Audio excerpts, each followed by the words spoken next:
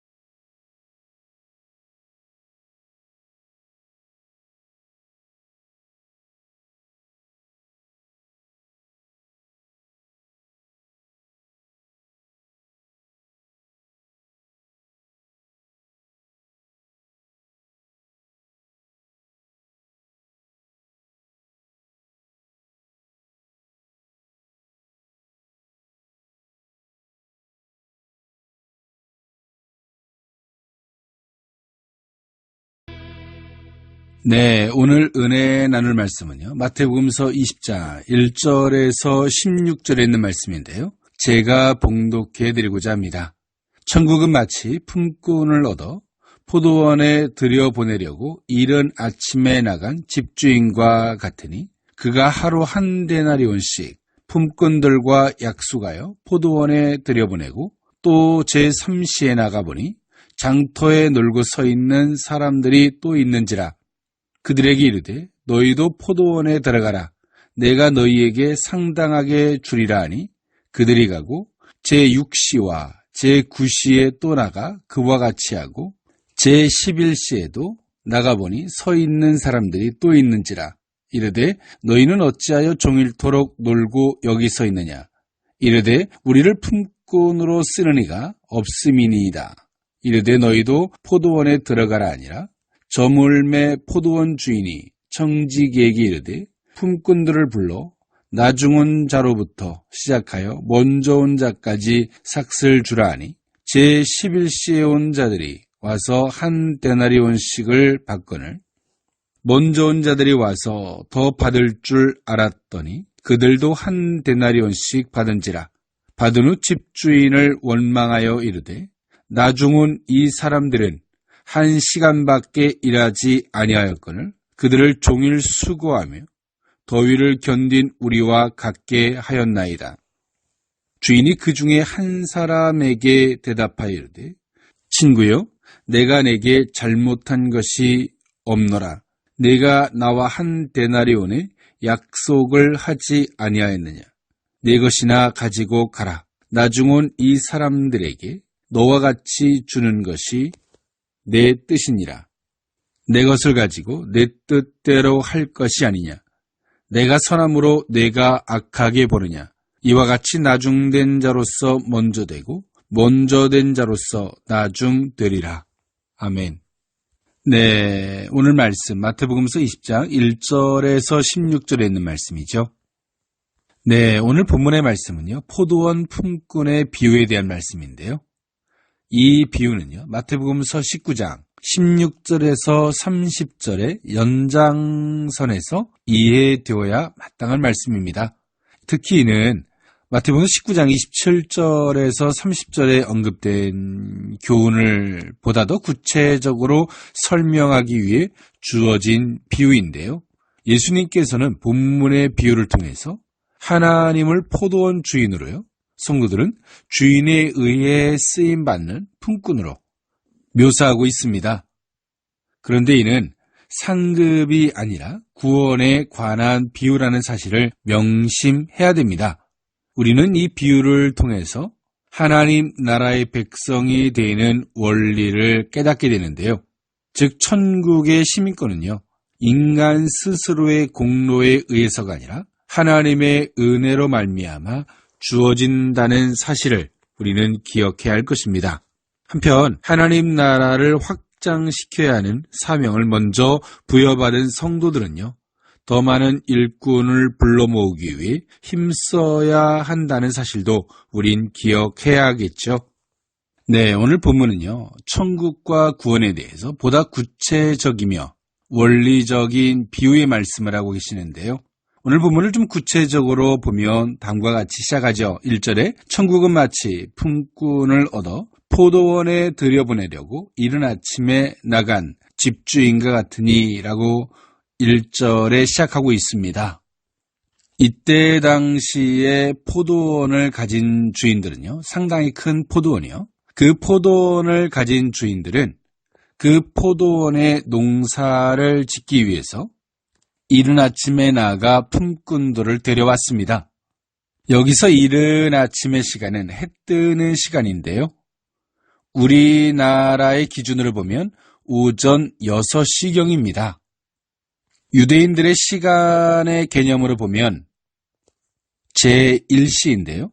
그들은 해 뜰 무렵부터 해질 때까지의 시간을 12등분으로 나누었습니다. 그렇기 때문에 여기서 말하는 이른 아침의 시간은 제1시이겠죠. 네, 지금도 우리 주변에 보면 아침에 새벽에 일찍 나가다 보면 노동의 종사하시는 분들이 인력사무소 같은 데 일을 나가서 기다리면 노동이 필요한 사람들을 데려가는 것을 종종 우리 주변에도 보게 되는데요. 이때 당시 유대 사회에도 같았습니다. 포도원의 주인들이 장터에 나가면 일을 하고자 하는 사람들이 기다리고 있었고요. 그들을 데리고 가서 포도원의 농사를 짓게 되었습니다. 네, 예수님은 앞선 말씀과 같이 천국, 구원에 대한 비유의 말씀을 연결선상에서 포도원의 비유에 대한 말씀을 하고 계시는데요. 포도원의 주인이 포도원에 들여보내라고 제1시 이른 아침에 주인이 나가서 품꾼들을 데려온 것을 소개해주고 있습니다. 2절에 보니까요. 그가 하루 한 데나리온씩 품꾼들과 약속하여 포도원에 들여보내고 또 제3시에 나가보니 장터에 놀고 있는 사람들이 또 있는지라 라고 성경은 말해주고 있는데요. 네, 먼저는 제1시에 오전 6시에요. 품꾼들을 들여보내면서 한 데나리온씩을 약속하였습니다. 품꾼의 사고로 말입니다.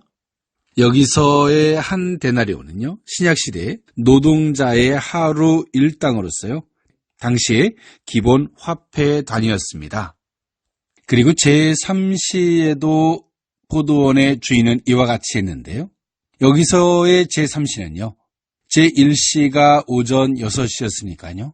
오전 9시를 말하고 있습니다.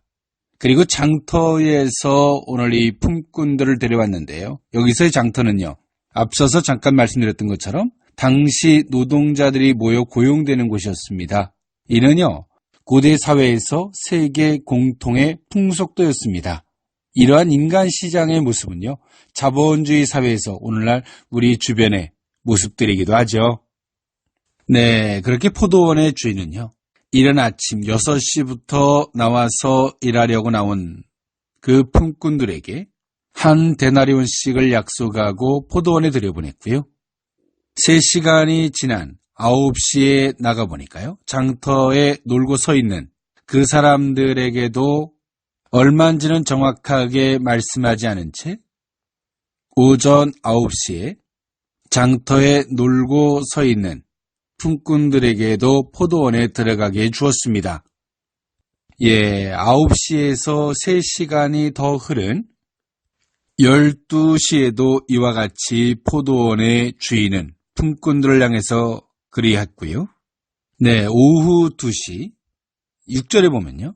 제11시에도 나가보니 서 있는 사람들이 또 있는지라 이르되 너희는 어찌하여 종일토록 놀고 서 있느냐. 7절에 이르되 우리를 품꾼으로 쓰는 이가 없음이니이다. 이르되 너희도 포도원에 들어가라니라 라고 말씀하고 있는데요. 여기서의 11시는요. 네, 포도원의 주인은요. 5절에 제6시에도 이와 같이 했고요. 제9시에도 그와 같이 하고요. 또 6절에 보니까 제11시에도 나가보니 서 있는 사람들이 또 있는지라. 이르되 너희는 어찌하여 종일토록 놀고 여기 서 있느냐. 이르되 우리를 품꾼으로 쓰는 이가 없음이니이다. 이르되 너희도 포도원에 들어가라 아니라 라고 비유의 말씀을 하고 계시는데요. 11시에 포도원에 들어가고자 하는 품꾼은요. 많은 삭슬 기대하지는 당연히 않았겠죠. 이는요. 이들이 노동한 시간을 품삯으로 계산하면 10분의 1 데나리온 정도에 불과했겠죠. 당연히 오후 늦게 포도원에 들어가고자 하는 사람은 그 품꾼들은요. 노동의 삭슬 많이 기대하지는 않았을 것입니다. 하루에 삭슬 계산해야 되는 저녁 시간이 되었을 때요. 8절에 저물매 포도원 주인이 청지기에게 이르되 품꾼들을 불러 나중 온 자로부터 시작하여 먼저 온 자까지 삭슬 주라 하니 이른 아침 6시에 온 사람, 제1시에 온 사람이나 또 제3시, 6시, 9시, 11시에 온 사람들은 상대적 마음을 가질 수밖에는 없었겠죠. 그 상대적 마음은요. 이른 아침에 온 사람은 이때 당시 하루 노동자의 품삯 한 데나리온이었으니까요. 나중에 온 사람들은 그보다 좀 더 작은 그리고 더 작은 삭슬 받는 것을 생각했을 것입니다. 그런데요. 11시에 온 사람이나 이른 아침에 온 사람이나 동일한 한 데나리온씩을 주면서 문제가 되었는데요. 9절에 보니까요. 제11시에 온 자들이 와서 한 데나리온씩을 받거늘 10절에 먼저 온 자들이 와서 더 받을 줄을 알았더니 그들은 한 데나리온씩 받은지라. 11절 받은 후 집주인을 원망하여 이르되 12절에 나중 온 이 사람들은 1시간밖에 일하지 아니하였거늘 그들을 종일 수고하며 더위를 견딘 무리와 같게 하였나이다 라고 주인을 원망하였습니다. 네, 주인의 입장과 품꾼의 입장이 확연하게 드러나는데요. 네, 품꾼들은요. 상대적 의식이요. 그리고 상황적 의식을 가지고 주인을 바라보니요. 주인에 대한 당연히 원망의 마음이 들 수밖에 없었던 것 같습니다. 그도 그럴 것이요. 이른 아침부터 아침 6시부터 노동한 사람이나 나중에 와서요. 1시간밖에 일하지 않은 사람이나 동일한 품삯을 받는다면 그 상대적 박탈감은 굉장히 크겠지요. 그러나 주인은 이렇게 말씀하고 있습니다. 13절에 보니까요. 주인이 그 중에 한 사람에게 대답하여 이르되 친구요 내가 내게 잘못한 것이 없노라. 내가 나와 한 데나리온의 약속을 하지 아니하였느냐. 14절에 내 것을 가지고 가라. 나중 온 이 사람에게 너와 같이 주는 것이 내 뜻이니라 라고 말씀하고 있는데요. 주인의 입장에서 보면 잘못한 게 없죠. 네, 이른 아침에 온 품꾼에게도 약속한 그대로를 지킨 것이고요. 나중에 온 사람들에게는 은혜와 자비를 베풀어 준 것이죠. 그리고 포도원의 주인은요. 그 포도원의 품꾼들에게 냉정한 말씀을 하시는데요. 내 것을 가지고 가라. 나중 온 이 사람들에게 너와 같이 주는 것이 내 뜻이니라 라고 말씀을 하고 계시는데요. 구원은요. 우리의 노력이나 때는 어떤 상대적인 것이나 상황적 논리로 구원을 이해할 수 있는 영역은 아니고요. 구원은 하나님의 절대적 주권, 그 은혜이고요. 그 구원은요. 긍휼과 자비의 은혜인 줄 믿습니다. 포도원의 주인은 너와 같이 주는 것이 내 뜻이니라 라는 입장을, 그 뜻을, 의중을 말씀하시면서 구원에 관하여는요. 늦으나 일찍이나 상관없이 모든 성도들이 또 하나님이 창조한 모든 피조물 그 자녀들이 다 구원받기를 원하시는 아버지의 뜻, 사랑, 긍휼, 자비인 줄 믿습니다. 그러시면서 15절에 내 것을 가지고 내 뜻대로 할 것이 아니냐. 내가 선함으로 내가 악하게 보느냐라고 말씀하시면서요. 16절에 이와 같이 나중된 자로서 먼저 되고 먼저 된 자로서 나중되리라라는 천국 구원에 대한 비유의 말씀을 하고 계십니다. 하나님은요. 내 것을 가지고 내 뜻대로 할 것이 아니냐. 오늘 우리가 하나님의 구원, 긍휼과 그 자비에 대한 영역을 우리가 상대적으로 이해하려고 또 상대적으로 받아들이려고 하면 할수록 우리는 누군가와 비교하고 내가 조금 더 노력했는데 조금 더 수고했고 조금 더 희생했는데 라는 억울한 마음을 갖기보다는 아버지의 입장에서 그 자녀들을 사랑하시는 긍휼로 바라본다면 어떨까요? 오늘 본문은 품꾼의 비유로서 말씀하고 계시지만 때로는 이 품꾼들이 우리의 자녀, 우리의 형제라면 어떨까요? 우리가 상대적 억울한 마음을 갖기보단 그들에게 긍휼을 베풀어 주신 하나님 아버지의 무한하신 사랑과 자비와 긍휼 앞에 도리어 감사의 마음이 되지 않을까 싶습니다.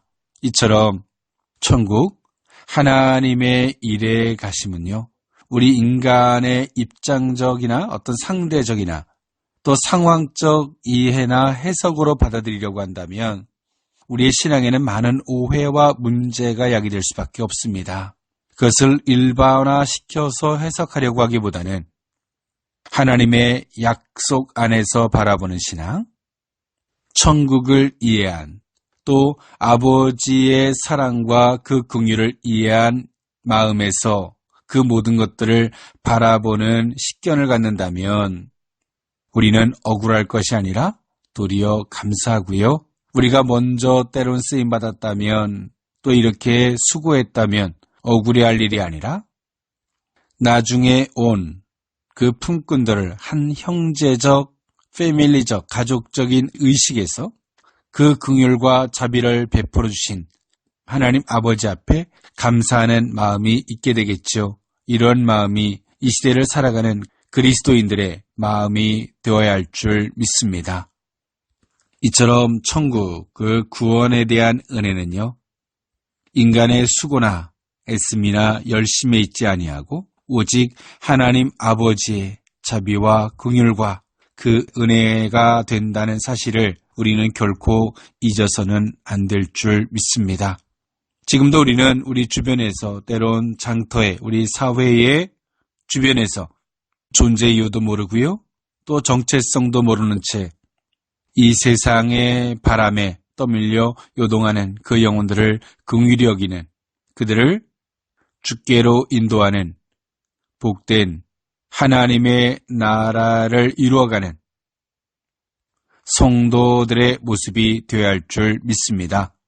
저는 찬양 하나 들으면서 물러가고자 합니다. 한 주간도 그리스도 예수 안에서 하나님의 나라를 이루어가는 복된 저와 여러분들의 신앙이 그러한 삶이 되어야 할 줄 믿습니다. 호산나 싱어지가 부릅니다. 내 마음을 가득 채운 사랑.